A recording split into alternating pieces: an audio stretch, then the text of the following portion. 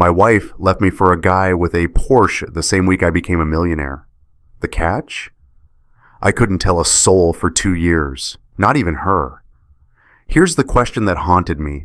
If you had to choose between proving you're right and protecting your integrity, which would you pick? Because I learned the hard way that the garage door you close to keep out the wrong people might be the same one that opens to let in your real family. Let me back up. My name's Jake Harrison. I'm 34, and I've been fixing cars in Columbus, Ohio since I was 16. Nothing fancy, just a 2-bay garage off Route 33, the kind of place where people come when they can't afford the dealership. My hands are permanently stained with grease. My back aches most mornings, but I'm good at what I do, and I've always been proud of that.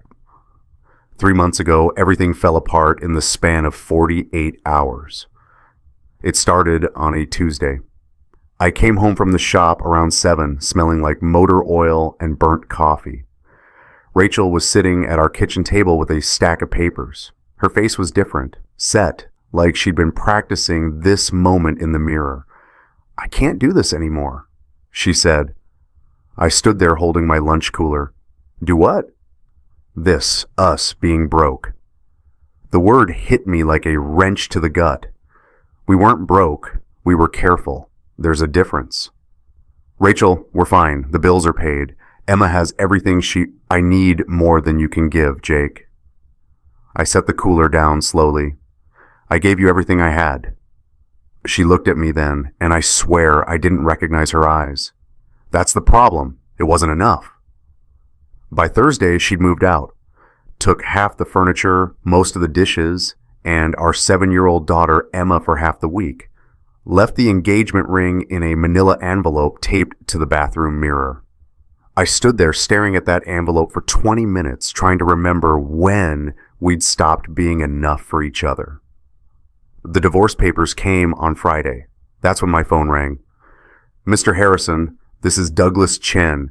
I'm an attorney in Cleveland. I'm calling about your uncle Raymond Harrison." I hadn't talked to Uncle Ray in 6 months. We'd have coffee every few weeks, talk about carburetors and the Browns. He was the one who taught me that character matters more than your bank account.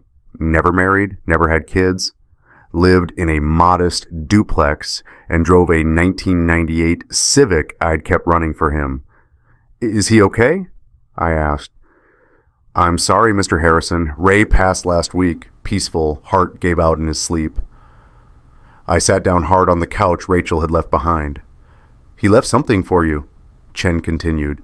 "Can you come to my office tomorrow? There are some papers to sign." I thought maybe it was his tools, maybe that old Civic, something to remember him by. I had no idea. Saturday morning, I drove to Chen's office in Cleveland, 2 hours there, 2 hours back. I couldn't afford to lose a Saturday at the shop, but this was Uncle Ray. I owed him that much. Chen's office was small, neat. He shook my hand and gestured to a chair. On his desk sat a sealed envelope, cream-colored, thick. Next to it was an old metal toolbox I recognized, Uncle Ray's, the one he'd carried since Vietnam. "Your uncle left you his estate," Chen said. I nodded. "The duplex." "He sold that 2 years ago." Chen pushed the envelope toward me. "Mr. Harrison, your uncle left you $4.2 million. The room tilted. "I'm sorry, what?" $4,200,000. He was extremely frugal, invested wisely, and he wanted you to have it. My mouth was dry. "Why me?" Chen smiled. He said you were the only person he knew who wouldn't let it change you. I stared at that envelope. My wife had just left me for being broke, and here I was, suddenly a millionaire. The universe has a sick sense of humor. Then Chen leaned forward and his face got serious. "There's one condition, Mr. Harrison. You cannot tell anyone about this inheritance for 24 months. Not your family, not your friends, no one. If you violate confidentiality, the entire estate reverts to charity." "Why?" "Your uncle was testing something important. Do you understand?" I looked at the envelope, at the toolbox, at my grease-stained hands. 24 months of silence. Rachel would never know. She'd already called me a broke loser on Instagram the day she moved out. I understand, I said. Chen slid a paper across the desk. Sign here. So I did. And that's when my real test began. I need you to understand something about Rachel and me. We weren't always like this. There was a time when she loved that I fixed things with my hands, when she'd bring me lunch at the shop and kiss me even though I smelled like transmission fluid. We met at a community college fundraiser 9 years ago. She was selling raffle tickets. I bought 20 just to keep talking to her. You know the odds are terrible, right? She'd said, laughing. I'm not here for the odds, I'd told her. We got married 6 months later. Small wedding, backyard ceremony, her aunt's garage band playing covers. Rachel wore a dress she'd found at a consignment shop. I wore the only suit I owned.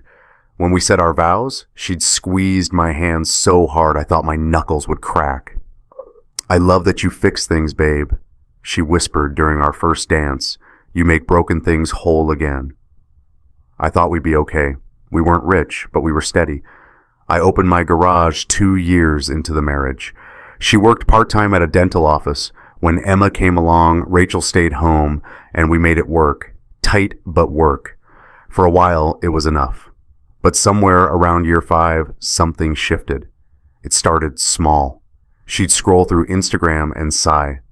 Look at Melissa's kitchen remodel. Isn't it gorgeous? It's nice, I'd say, not looking up from Emma's storybook. We could do something like that. If you maybe expanded the business, hired another mechanic. We're doing fine, Rach. The bills are paid. Fine isn't the same as good, Jake. I should have paid more attention to that sentence. Fine wasn't good anymore. When did that happen? Emma's clay handprint sat on my workbench at the garage.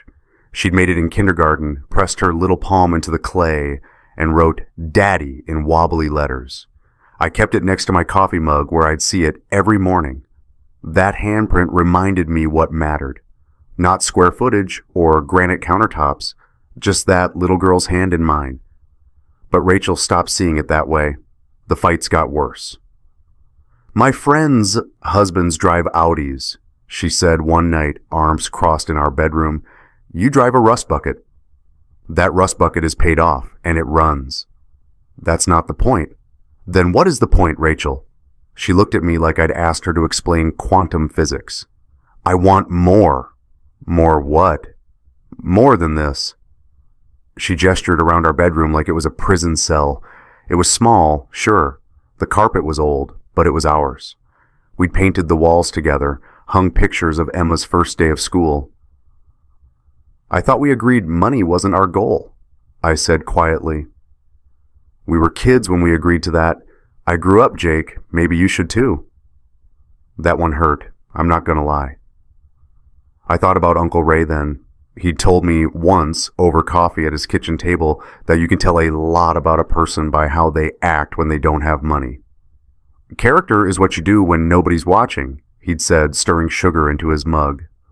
Money just turns up the volume on who you already are. Uncle Ray lived in a duplex worth maybe $100,000, drove that beat-up Civic, wore the same 3 flannel shirts on rotation.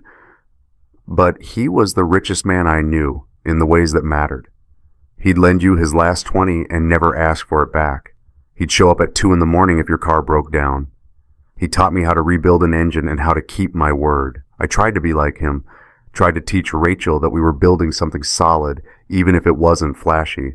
But she didn't want solid anymore. She wanted shine. The final straw came 3 months before she left. We'd been invited to her friend Courtney's house for dinner.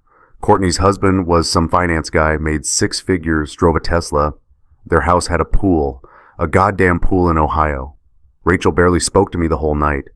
Just laughed too loud at Courtney's husband's jokes and refilled her wine glass 4 times. On the drive home, she stared out the window. What? I finally asked. Nothing. Rachel, I'm tired of being the broke couple, okay? I'm tired of making excuses for why we can't go on vacation or why Emma wears hand-me-downs. I'm tired of being embarrassed. You're embarrassed of me? She didn't answer. That silence told me everything. When did enough stop being enough for her?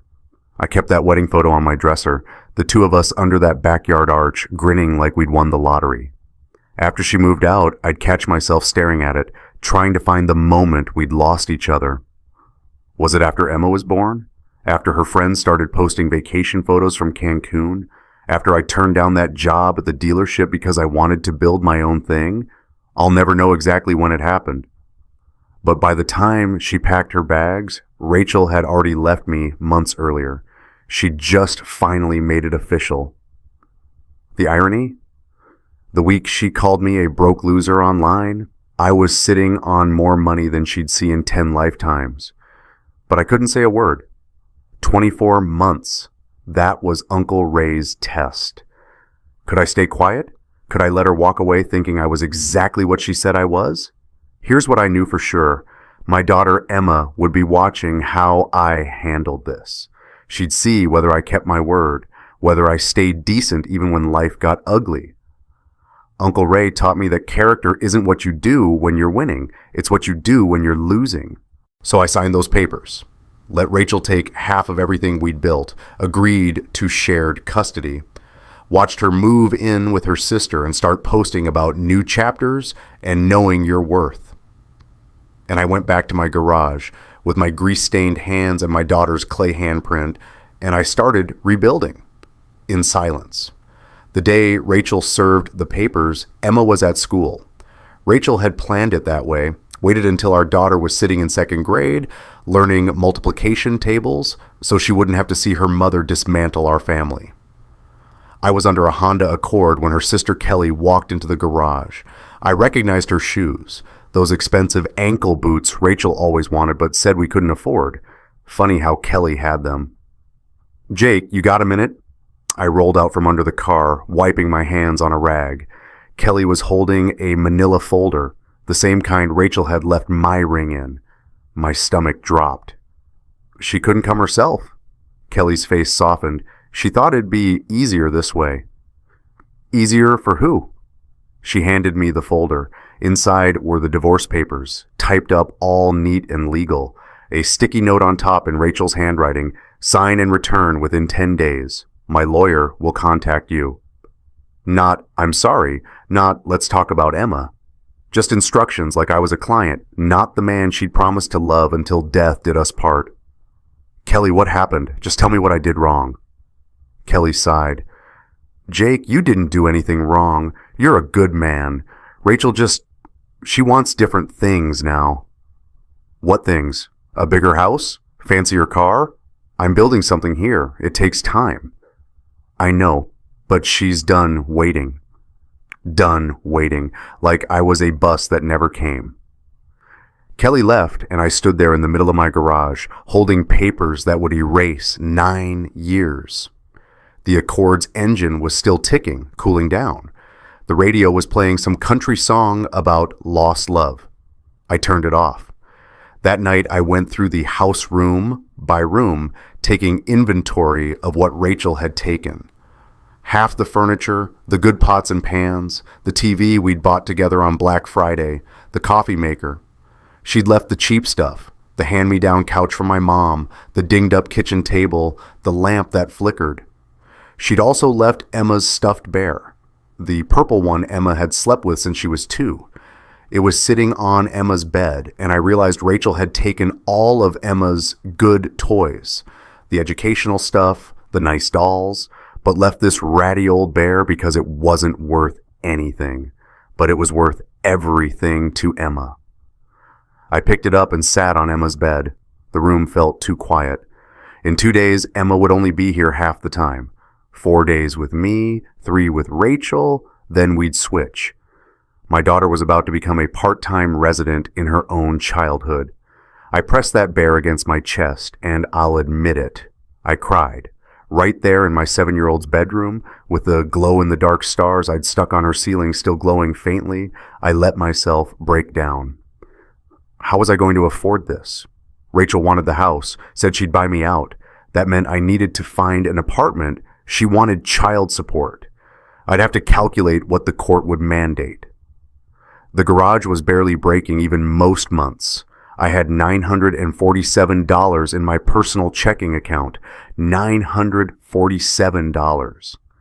And I was sitting on $4.2 million I couldn't touch or mention for 2 years. The next morning, I dropped Emma off at school. She hugged me extra tight. Daddy, are you and Mommy fighting? Kids always know. They sense everything.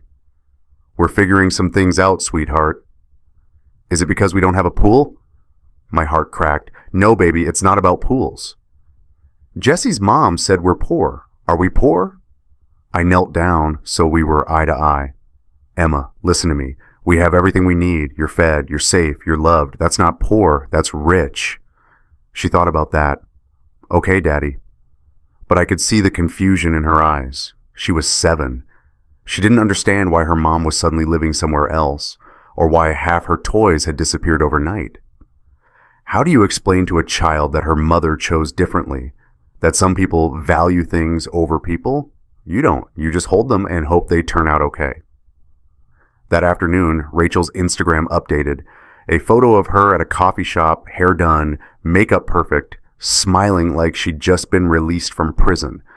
The caption, new chapter. Sometimes you have to choose yourself. Self-love, sinking new beginnings. Know your worth. 43 people liked it within an hour. Nobody knew she'd just abandoned her family. They just saw the smile. I looked at my phone, at that picture, at her talking about knowing her worth. And I thought about the 4.2 million sitting in an account I couldn't touch. About the choice Uncle Ray had given me. Prove I was different, or become exactly like everyone else who lets money turn them into something ugly. I gave you everything I had, I whispered to the screen, but she was right. It wasn't enough. Not for her, anyway. I deleted Instagram that night. Didn't need to watch her perform happiness while I was trying to figure out how to pay first and last month's rent on an apartment I hadn't even found yet. Have you ever felt like your best wasn't good enough? Like you'd built something solid and true, only to watch someone walk away because it wasn't shiny enough? That's where I was. Rock bottom, broke on paper, rich in secret, and completely alone. Except for Emma, and that clay handprint on my workbench. They were all I had left, and somehow they had to be enough. That Saturday morning in Attorney Chen's office, after he told me about the 4.2 million, I just sat there staring at that cream-colored envelope. My brain couldn't process it. Uncle Ray? The guy who clipped coupons and reused Ziploc bags? That Uncle Ray? There's some mistake, I finally said. Uncle Ray lived in a duplex. He drove a 20-year-old Civic. Chen smiled. He did, very deliberately. I don't understand. Chen pulled out a thin file. Your Uncle Raymond was a master sergeant in Vietnam. Came home in 72 with nothing. Worked as a mechanic, like you, for 30 years. Never married, never had children, but he was very, very careful with money. He invested 15% of every paycheck, never touched it, let it compound for 50 years. 50 years, I repeated. The math was starting to make sense, but it still felt unreal. He lived on the other 85%, lived well by his standards, but he didn't need much. Why me? The question came out rough. He had cousins, other family. Chen leaned back in his chair. He left a letter. Would you like to read it? He slid a handwritten note across the desk. I recognized Uncle Ray's blocky print immediately, the same handwriting that used to leave instructions for me when I was learning to rebuild carburetors. Jake, if you're reading this, I'm gone. Don't be sad, kid. I lived exactly how I wanted. I'm leaving you everything because you're the only person I know who won't let it ruin you. I watched you build that garage from nothing. Watched you stay humble when you could have cut corners. Watched you fix Mrs. Patterson's brakes for free when she couldn't pay. Here's the truth. Money reveals who you already are, kid. It doesn't change your character. It just turns up the volume. I'm curious what it'll turn up in you. I think I know, but I want to be sure. Keep your word. Stay decent. Make me proud. Ray. I had to read it twice because my eyes were blurring. Uncle Ray had been watching. He'd seen me when I thought nobody was paying attention. There's a condition, Chen said gently. I looked up. What kind of condition? You cannot disclose this inheritance to anyone for 24 months. Not your ex-wife, not your family, not your friends. No one. The room felt smaller suddenly. Why? Your uncle was testing something important. Chen's expression was serious now. He wanted to see if money would change how you live your life. If you stay silent, rebuild, without anyone knowing you're wealthy, he believed that would prove your character. And if I tell someone, the entire estate reverts to the Columbus Veterans Relief Fund. Every cent. $4.2 million. Gone. Just like that. I thought about Rachel, about her Instagram post calling me a broke loser, about the divorce papers sitting on my kitchen table, about Emma asking if we were poor. I could tell Rachel right now. Watch her face when she realized what she'd walked away from. Film it. Post it. Get my revenge in high definition.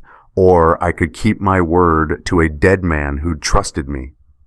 How do you monitor it? I asked. Quarterly check-ins, phone calls. I'll ask general questions about your life. If you've made any unusual purchases or sudden lifestyle changes, I'll know. What counts as unusual? New car, new house, expensive vacations, anything that would require explaining where the money came from. Chen folded his hands. You need to live like you did before, on your mechanic's salary for 2 full years. 24 months. 730 days. While Rachel lived her best life thinking she'd escaped poverty.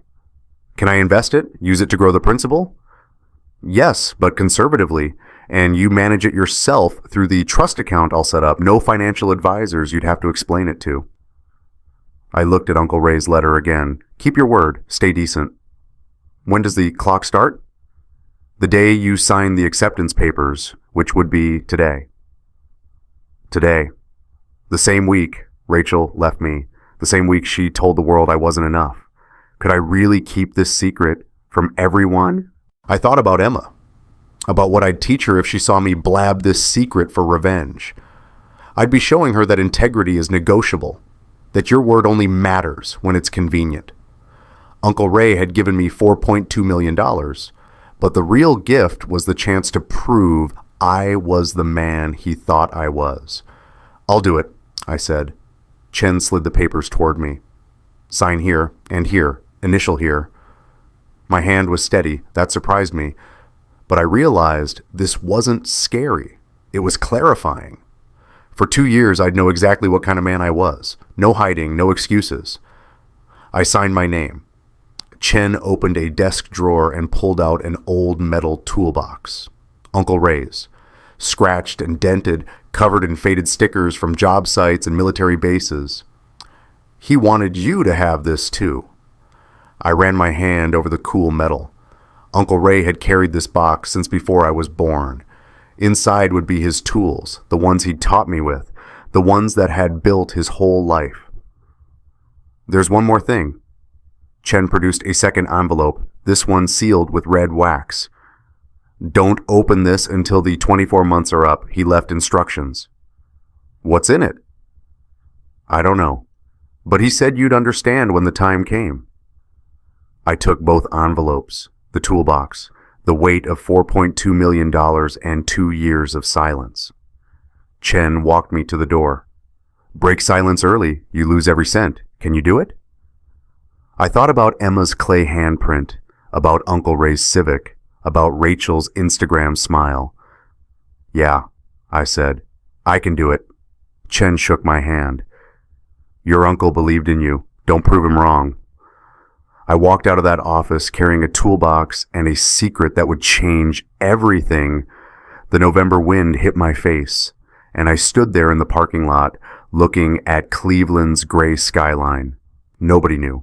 Rachel didn't know. Emma didn't know. The world saw a broke mechanic who'd just lost his wife. Only I knew the truth. And for the next 2 years, that's exactly how it would stay. The test had begun. The first month after signing those papers was the hardest. I found a studio apartment on the east side for $800 a month. 1 room, kitchenette, bathroom, the size of a closet. Emma would sleep on an air mattress when she stayed with me. It was all I could afford on my mechanic's salary, $42,000 a year before taxes. I had $4.2 million in an account I couldn't touch. But I woke up every morning in that studio, ate cereal standing at the counter, and drove to the garage like nothing had changed. Because nothing had changed. Not yet. Not for 24 months. I started keeping a budget ledger, handwritten, every dollar tracked. Rent, utilities, child support, $600 a month. Groceries, gas, Emma's share of school supplies and clothes. I wrote it all down in a composition notebook, balanced it every Sunday night. That ledger kept me honest, kept me grounded. When I wanted to buy Emma the expensive doll she'd seen at Target, I'd look at that ledger and see I had $63 left for the week. So we'd go to Goodwill instead, and she'd find a stuffed elephant she loved even more. "Daddy, he needs a home," she'd said, hugging it. "Then we'll give him one, sweetheart." $63. That was my reality. The $4 million didn't exist, not for now. I worked. God, did I work. The garage opened at 7. I'd be there by 6:30, coffee brewing, first bay ready. Some days I wouldn't leave until 8 at night. Oil changes, brake jobs, transmission work. Whatever came through the door, I took it. A couple of regulars started sending their friends. Word got around that I was fair, fast, and didn't upsell you on stuff you didn't need. "Jake, my check engine light's on." "Let me run diagnostics. Give me 20 minutes. "How much?" "Let's see what's wrong first. No charge for diagnostics." That's how you build trust. You don't lead with the bill. One Tuesday afternoon, a guy pulled up in an old Ford pickup. Vietnam veteran plates. The truck was wheezing, barely running. He climbed out slowly, probably 70, maybe older, ball cap, worn jacket. "Can you look at her?" he asked. "Sounds bad, I know." I popped the hood. Timing belt was shot. Spark plugs were fouled. Air filter looked like it hadn't been changed in 5 years. "When's the last time you had her serviced?" I asked. "Been a while. Money's tight. VA covers medical, but not much else." I did the math in my head. Parts and labor. This was an $800 job. Maybe more. "I can't pay much," he said quietly. "Maybe 200. I can do payments." I looked at him, really looked. This man had served, had probably seen things I couldn't imagine. And here he was, worried about a timing belt. "You served. This one's free." His face went pale. "Son, I can't let you." "Already decided. Give me till tomorrow afternoon." "I don't take charity." I wiped my hands on a rag. "It's not charity. It's respect. You gave years of your life. I can give you 4 hours of mine." His eyes got wet. He shook my hand hard. "Thank you." "Thank you, sir." I stayed late that night, replaced everything that needed replacing, gave that truck a full tune-up. When he picked it up the next day, it purred like a kitten. "Sounds like she's 20 years younger," he said, grinning. "She'll run good for you now." He tried to hand me $200 anyway. "Keep it," I said, "but buy your wife flowers or something." He saluted me, actually saluted, and I watched him drive off, that old Ford humming smooth and strong. I wrote it in my ledger that night, veteran repair, $0 revenue, worth more than money. Uncle Ray would have done the same thing. That's what I kept telling myself through those long nights, when my back ached from lying under cars all day, when I ate ramen for the 3rd time that week because Emma's field trip had cost $40, I hadn't budgeted. When Rachel posted photos of herself at fancy restaurants with her new friends, wine glasses gleaming, I kept going, fixed cars, paid bills, showed up for Emma. Every Sunday, Emma came to the studio. We'd make pancakes together, the cheap mix from Kroger, but she didn't care. She'd crack the eggs, getting shell everywhere, laughing when the batter bubbled in the pan. "Daddy, why do you work so much?" I flipped a pancake, watched it spin in the air. "Building something, sweetheart, you'll see." "Building what?" "Something that matters." She thought about that, syrup dripping down her chin. "Is it big?" "It's going to be." I didn't tell her about the money, couldn't. But I could show her what mattered: showing up, keeping your word, helping people who needed it. One Saturday, Mrs. Chen's furnace died. She lived 3 blocks from the garage, was probably 85, lived alone. She called me crying because her regular repair guy wanted $600 to fix it. "Mrs. Chen, I'm not a furnace guy, but let me look." I drove over after closing the garage, brought my tools. The blower motor was shot, a $200 part, but I had one in my storage from a job I'd done months ago. "How much?" she asked, hands shaking. "Cost of the part, $120. I'll install it free." "You're sure?" "Positive. Can't have you freezing." I installed it that afternoon. She tried to feed me dinner. I stayed for one bowl of soup just to be polite, but I was thinking about getting back to Emma. Mrs. Chen held my hand at the door. "You're a good boy, Jake. Your uncle would be proud." "How did she know Uncle Ray?" "You knew him?"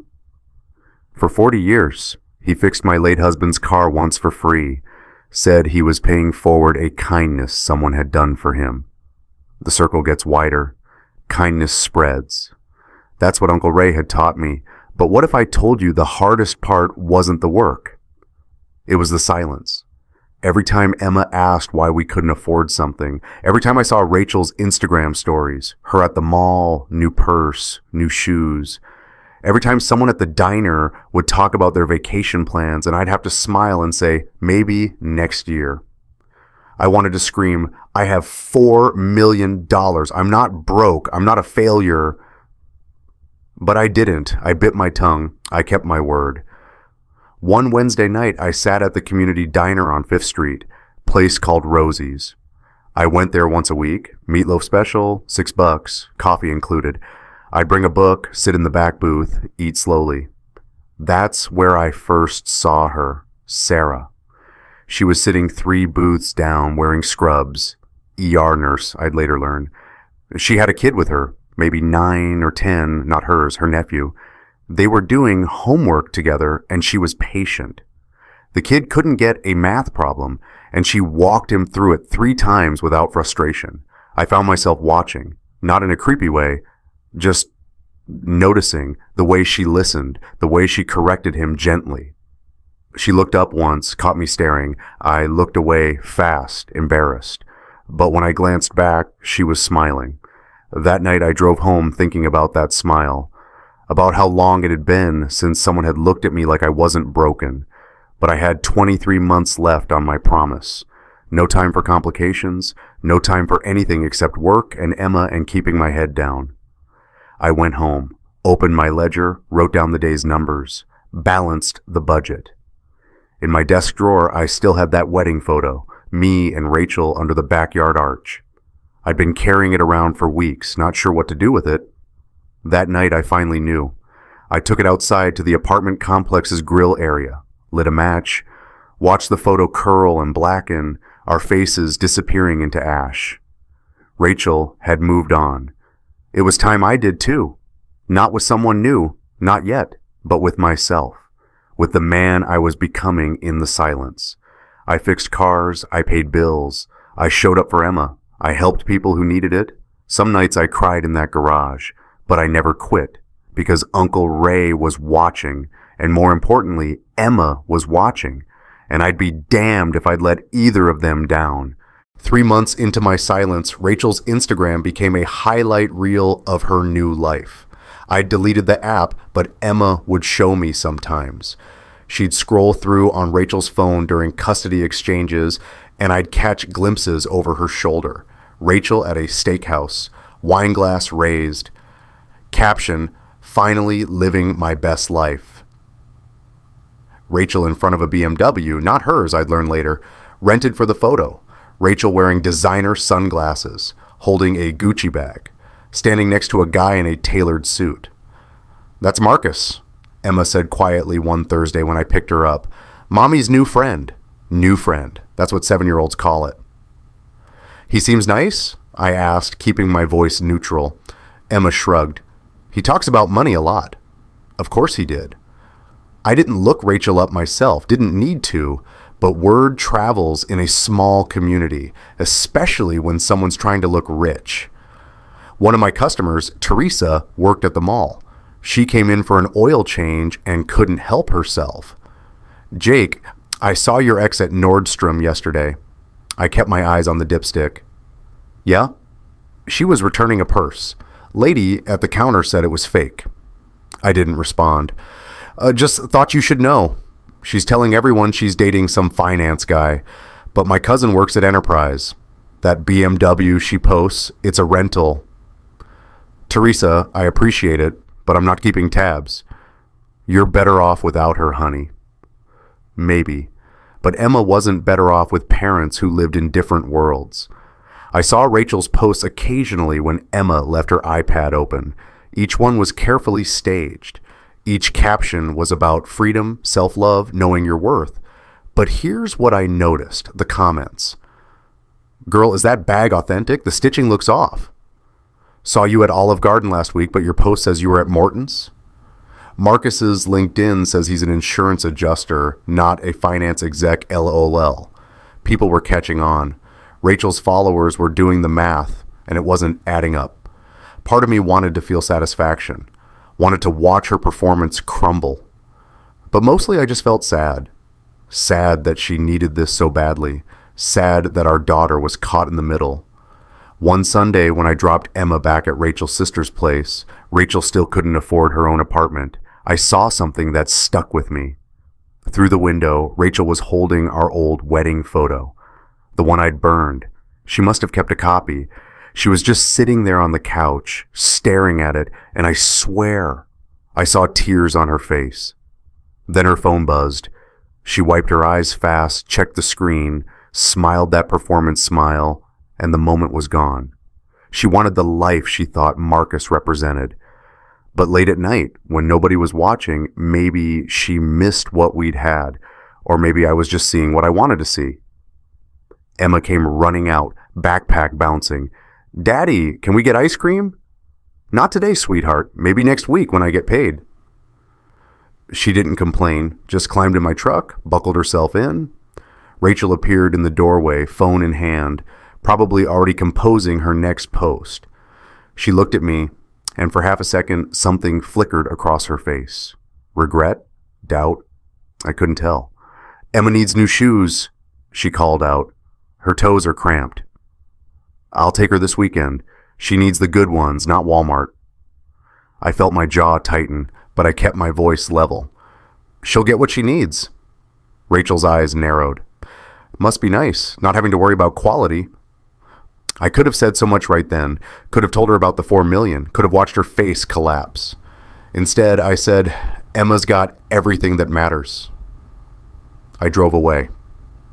In my rearview mirror, Rachel was already back on her phone, probably filtering a photo, performing for an audience that was slowly figuring out the show was fake.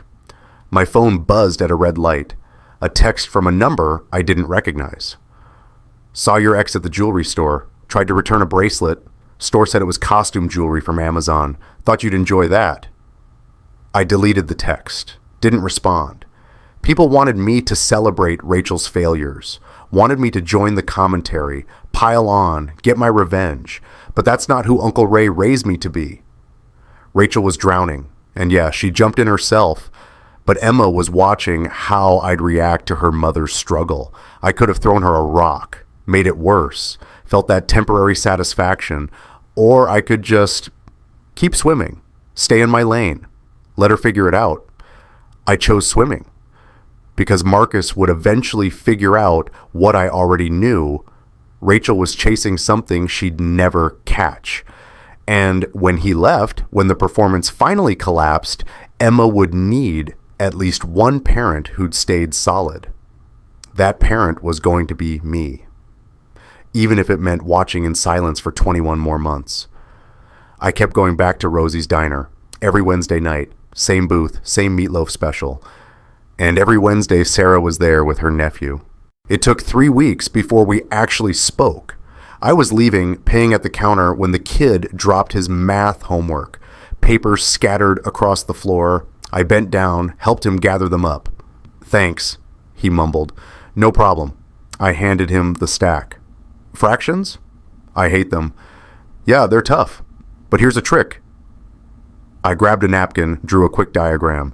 "Think of them like pizza slices. Makes it easier." The kid studied it. His face brightened. "Oh, that actually helps." Sarah was watching, smiling that smile I'd noticed weeks ago.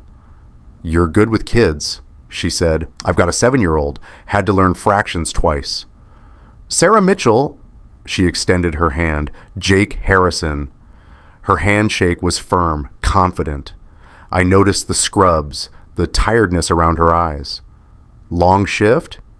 14 hours, ER, but Dylan needed help with homework, so... She shrugged. "You're a good aunt." "Trying to be.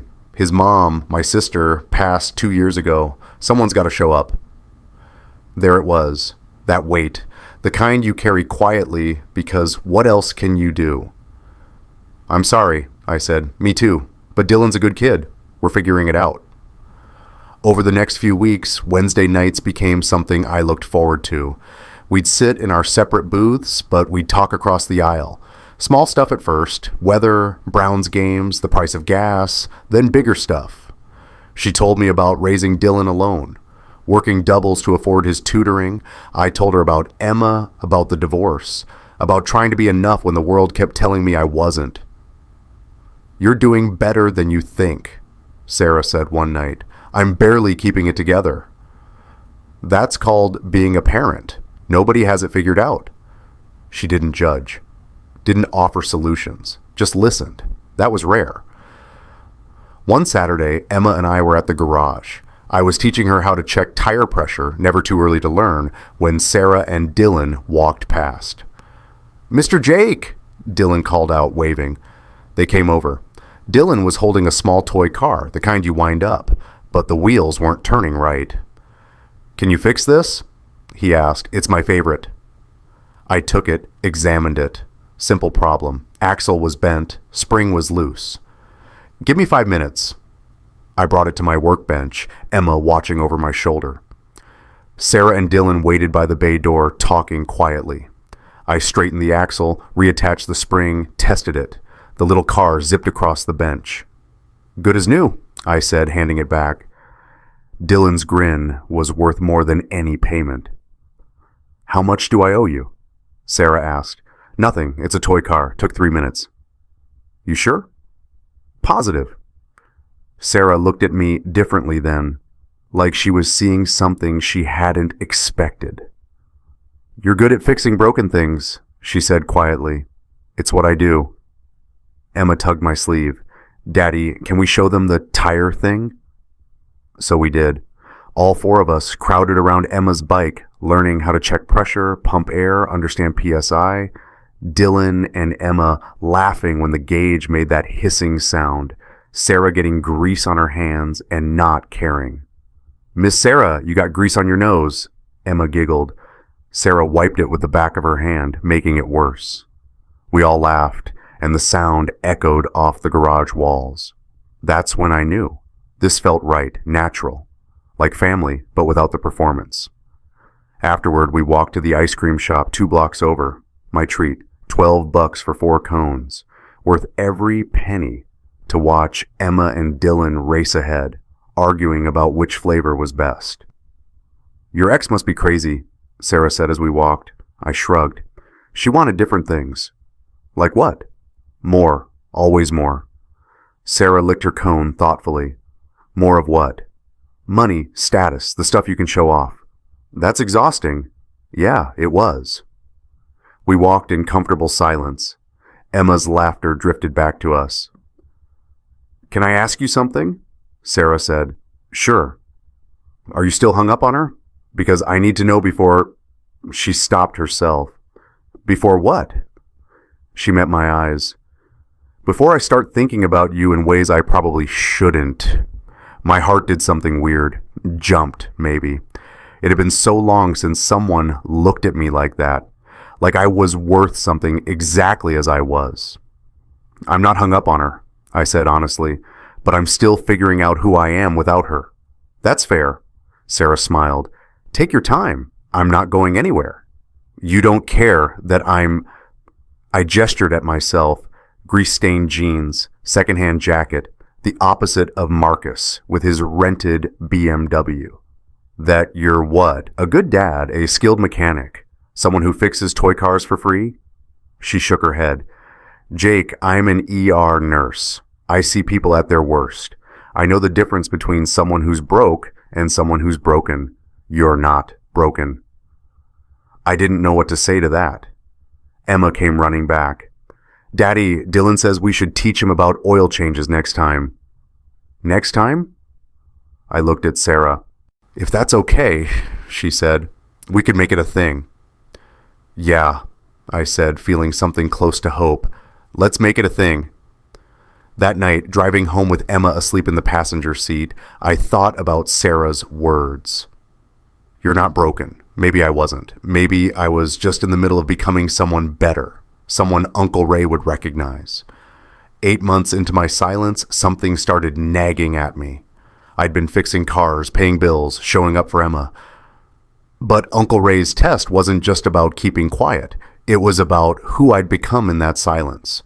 Was I just surviving? Or was I building something that mattered? One night at Rosie's, I overheard 2 teenagers in the booth behind me. Couldn't have been more than 17. One was talking about his car breaking down, how he couldn't afford a mechanic, how he was going to lose his job at the grocery store if he couldn't get to work.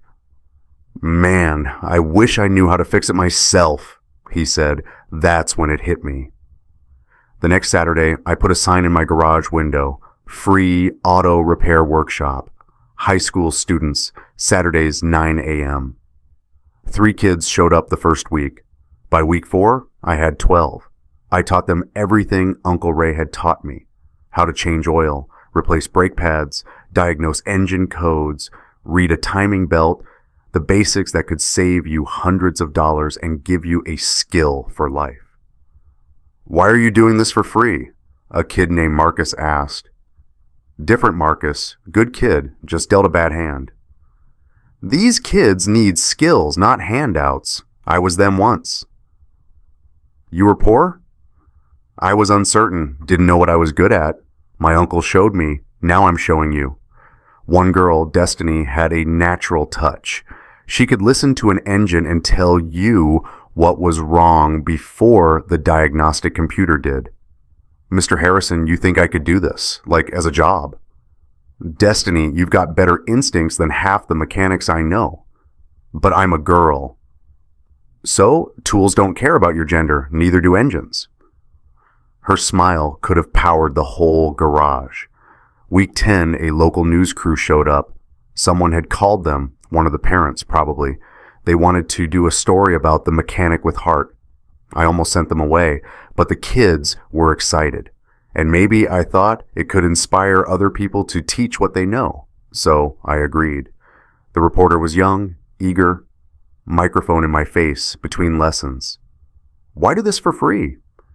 Because everyone deserves a chance. These kids are smart. They just need someone to believe in them. Are you hoping to expand, get donations? I'm hoping they learn a skill and help the next person. They filmed for an hour, got footage of the kids working, laughing, learning, Destiny explaining a carburetor to the camera like she'd been born doing it. The segment aired on a Tuesday night, 3 minutes on the local news. They called me a community hero. I wasn't a hero. I was just useful. There's a difference. But my phone started ringing, people wanting to donate tools. A tire shop offered to give us their old equipment.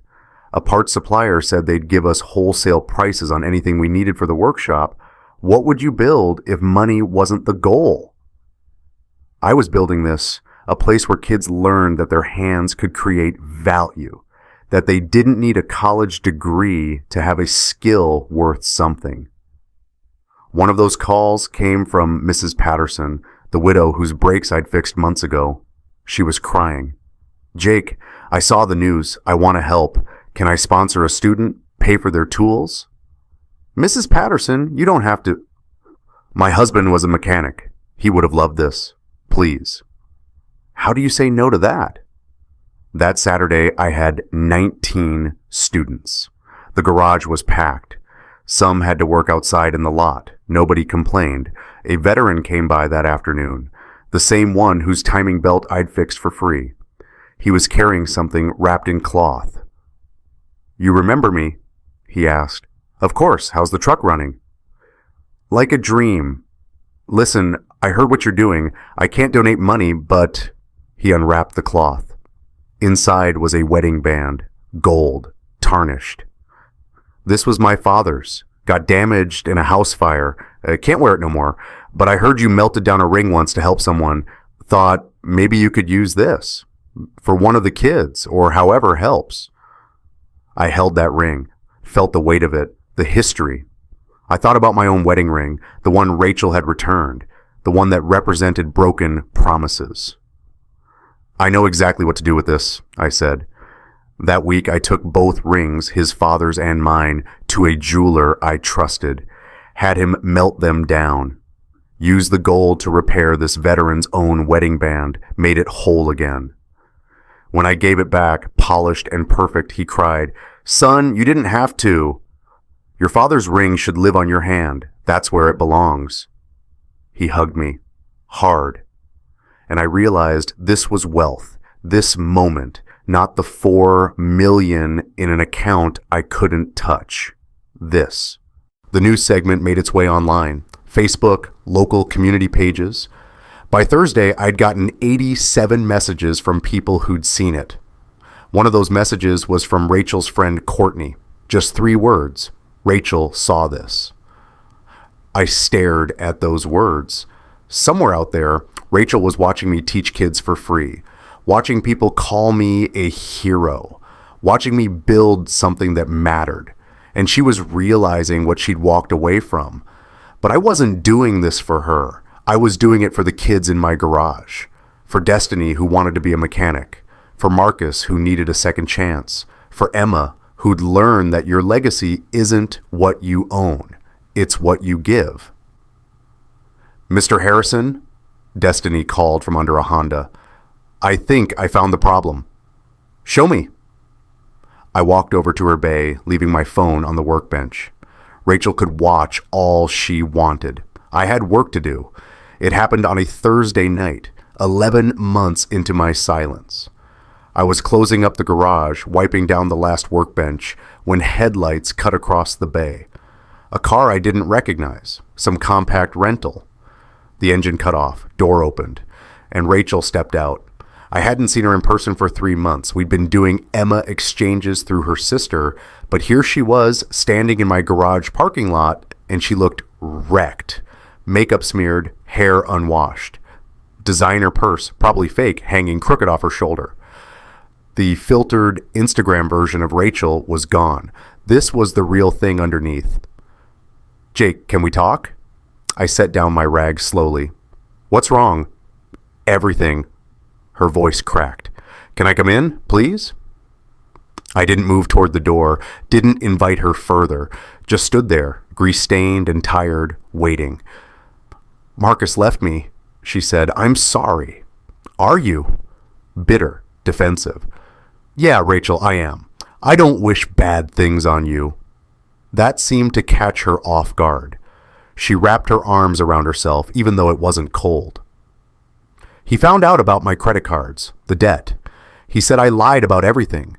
Posted it online, Jake. He aired everything. My followers saw it. They're calling me a fraud. So that's what this was. Public humiliation. The performance had finally collapsed. Why are you telling me this? I asked quietly. Because I made a mistake. She took a step closer. We were good once. Remember? We were happy. We were. Long time ago. We could be again. For Emma, she needs both parents. There it was. The play. Use Emma as leverage. Appeal to my sense of family. But what if I told you I'd been preparing for this moment since the day she left? Rachel, Emma has both parents. She's got you. She's got me. We just don't need to be together. Jake, please. Tears now. Real ones, maybe. I know I screwed up, but I'm alone. I don't have anyone. You were always the good one. You'd take me back. I know you would. I thought about the $4 million sitting in an account she didn't know existed. Thought about how easy it would be to tell her right now. Watch her face when she realized what she'd thrown away. But Uncle Ray's voice was in my head. Money reveals who you already are. Revenge would feel good for about 10 seconds. Then Emma would pay the price for the rest of her life. You didn't make a mistake, I said, keeping my voice level. You made a choice. I chose wrong. Maybe. But you don't get to come back just because it didn't work out. She was crying harder now. What about Emma? She needs her mom. She needs stability. She needs parents who don't play games. I won't let you use her as a reason to undo what you already decided. I'm not using her. Yeah, Rachel, you are. A sound behind me, small, a sharp intake of breath. I turned. Emma was standing in the garage office doorway. She'd been inside, watching TV while I closed up. I'd forgotten she was there. How much had she heard? Rachel saw her too. Her face shifted, calculation mixed with desperation. Baby, tell Daddy we should be a family again. Emma stood there in her sneakers and jeans, holding that purple stuffed bear Rachel had left behind. She looked at her mother, then at me. Mommy, why do you only want Daddy when you're sad?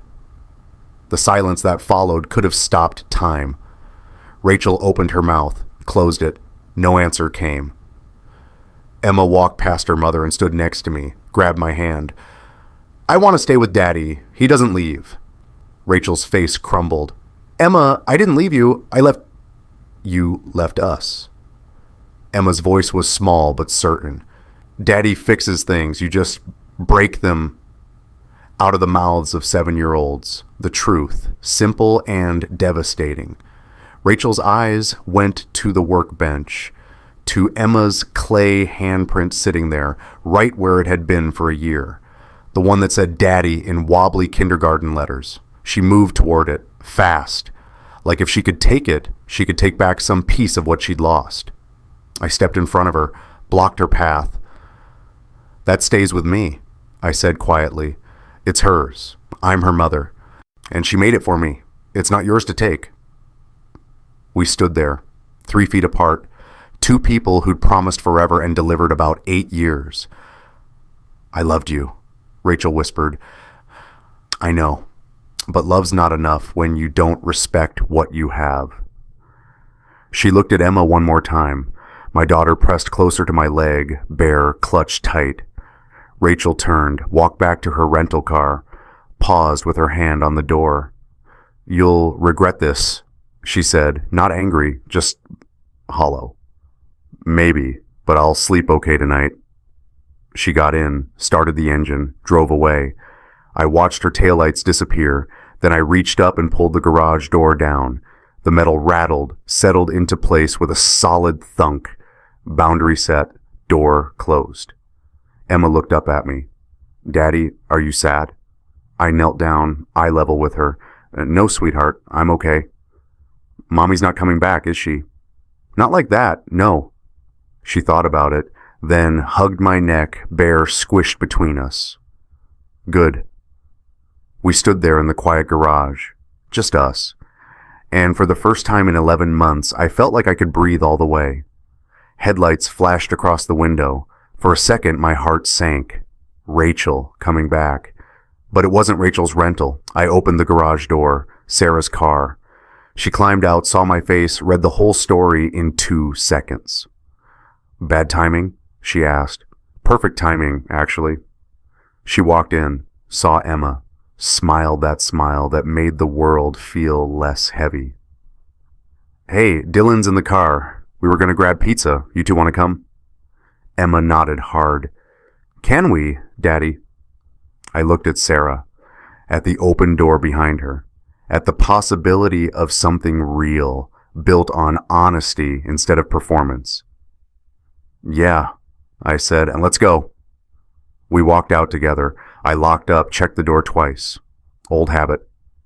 The garage stood there behind us, solid and certain, a place where broken things got fixed, where people learned skills that mattered, where a man kept his word even when the world told him he was a fool. Rachel had closed a door when she left. Tonight, a different door opened, and I walked through it holding my daughter's hand toward something true. 24 months came and went. On the morning it ended, I sat in my garage office, the same garage, but I'd added a small room in back and opened the second envelope, the one Uncle Ray had sealed with red wax 2 years earlier. Inside was one sheet of paper, his handwriting. Jake, if you're reading this, you made it. 24 months of silence. I knew you would. The money was never the test. It was the silence. Could you be rich without anyone knowing? Could you stay decent when you had every reason to gloat? Could you build something that mattered when you could have just bought your way through? You did. You stayed true. That's the inheritance that matters, kid. The money's just a tool. Use it right. Make me proud. You already have. Ray. I folded the letter carefully, looked around the office. Emma's clay handprint on my desk, photos of the workshop kids on the wall, a thank you card from Mrs. Patterson, Sarah's coffee mug next to mine. She'd been spending mornings here helping with admin for the workshop. Real wealth. This was it. That afternoon, I established the Ray Harrison Trade Scholarship Fund. $500,000. Full scholarships for kids who wanted to learn a trade but couldn't afford training. Destiny got the first one. Marcus got the second. 10 more after that. I invested in the garage, expanded to 4 bays, hired 2 of my former students, donated $1 million to veteran services, set up a trust fund for Emma, kept the rest simple, quiet. Sarah and I were sitting on my apartment steps that evening when I finally told her everything. I've known for 6 months, she said. What? How? Attorney Chen's my patient. He talks in his sleep during procedures. She smiled. I fell for you when you had nothing, Jake. This doesn't change anything. I should have told you sooner. You kept your word. That's who you are. She took my hand. That's why I'm asking, will you marry me? I laughed, couldn't help it. You're proposing to me. Someone has to. You're too stubborn. I kissed her. Yes. Emma came running out, Dylan behind her. Daddy, can we teach the new kids tomorrow? Absolutely, sweetheart. I watched them race toward the garage, laughing, already planning lessons. Uncle Ray had given me $4.2 million, but this, Emma's laughter, Sarah's hand in mine, kids learning skills that would change their lives, this was wealth, real wealth. Rich isn't what you have, it's who you become when nobody's watching. So I'm asking you, if you could inherit millions but had to stay silent for 2 years, would your character survive the test? What would you build with it? Comment below what real wealth means to you.